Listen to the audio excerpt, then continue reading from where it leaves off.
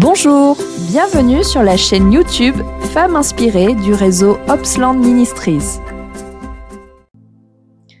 Bonjour à tous, je suis très heureuse de vous retrouver aujourd'hui pour partager avec vous une nouvelle pensée sur l'autorité en Christ.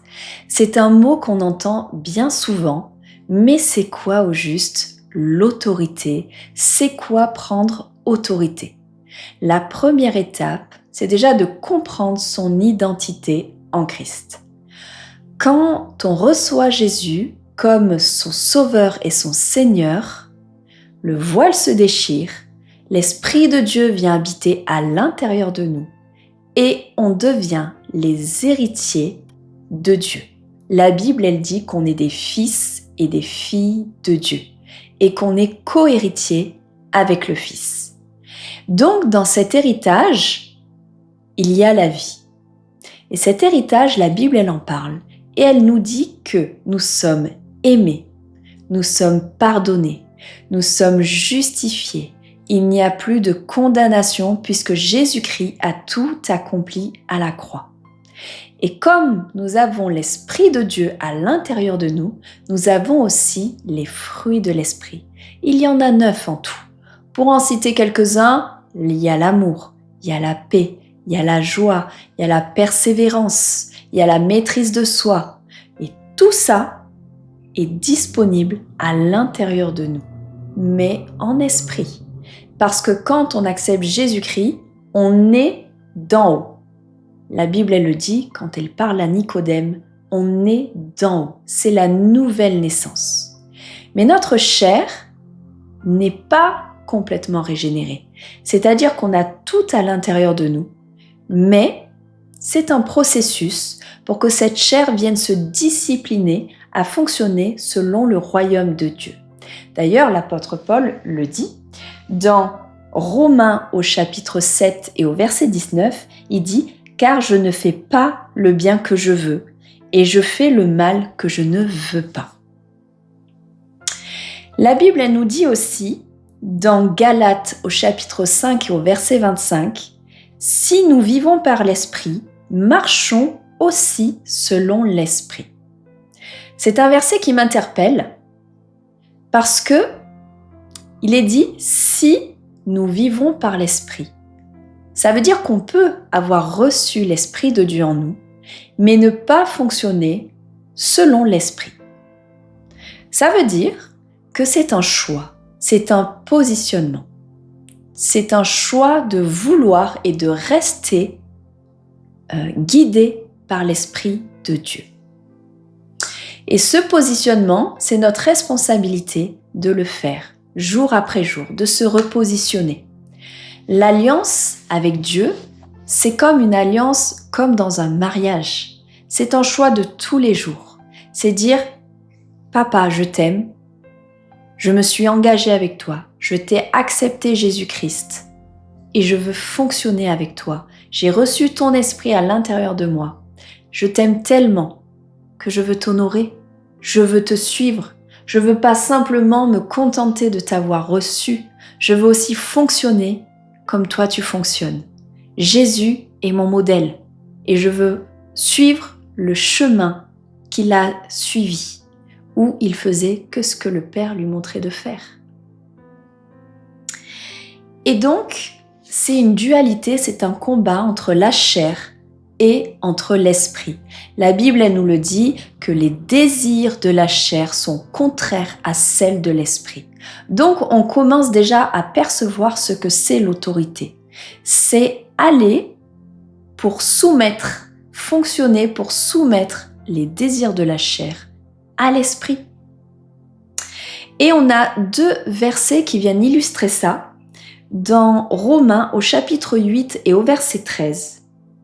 Il est dit « Si vous vivez selon la chair, vous mourrez.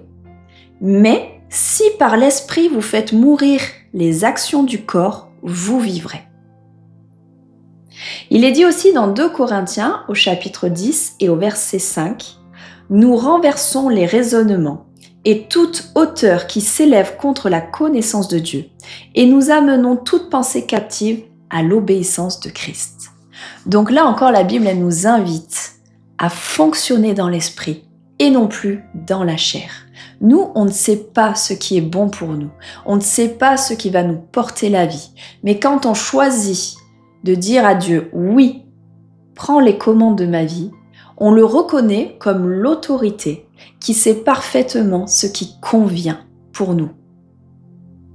Mais on a aussi notre responsabilité de dire, puisque j'ai reçu toute l'autorité de Jésus-Christ dans tout le sacrifice qu'il a fait, dans sa résurrection, alors je dois m'efforcer de fonctionner dans l'esprit. Par exemple, quand on a une mauvaise nouvelle, quand on traverse des difficultés, on peut être complètement accablé, on peut être complètement abattu. Et il y a des émotions qui se passent, la tristesse, la colère, c'est un exemple. Mais l'émotion est créée de Dieu. On a été créé comme ça. Par contre, là où ce n'est pas normal, c'est quand l'émotion va nous dominer complètement. Peu importe la situation qu'on vive. Et c'est ça, de prendre autorité, c'est de dire, mon émotion, tu existes, je la refoule pas, mais je t'ordonne de te soumettre à l'esprit. Parce que tout le combat se passe dans l'esprit.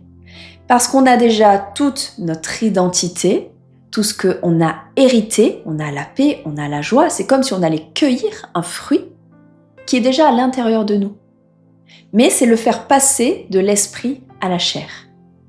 Et tout le combat se passe dans l'esprit, puisque la Bible, elle dit que toutes les choses visibles tirent leur origine de l'invisible.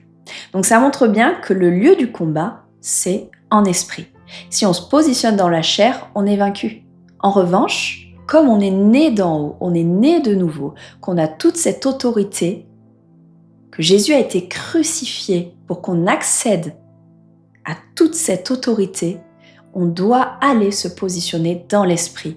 Donc c'est d'abord aller dans la présence de Dieu, s'exposer à sa lumière pour qu'il nous renouvelle, qu'il nous régénère, qu'il télécharge en nous tout ce dont on a besoin, la vie et la vie en abondance pour prendre autorité, pour aller chercher tout ce qui a été mis, toutes ces armes à l'intérieur de nous et pour qu'il soit libéré sur notre vie, dans la situation dans laquelle on traverse.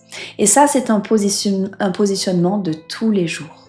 Quand la Bible dit « veillez et priez sans cesse afin de ne pas tomber en tentation », c'est ça aussi, c'est la tentation de basculer dans la chair et non plus de vivre dans l'esprit, selon le royaume de Dieu. Il y a plusieurs personnages dans la Bible qui illustrent ça. Et c'est important de pouvoir fonctionner avec cette autorité pour soi-même d'abord. Comment être efficace dans la prière pour les autres si déjà on n'a pas acquis cette discipline de vie, de fonctionner dans l'esprit, de marcher selon l'esprit et de prendre autorité. Et cette autorité, le fonctionnement en esprit va renverser les forteresses, va abattre tout ce qui se dresse contre nous. Quand on fonctionne selon ce que l'Esprit de Dieu nous montre. Soyez bénis et je vous dis à bientôt pour une nouvelle vidéo.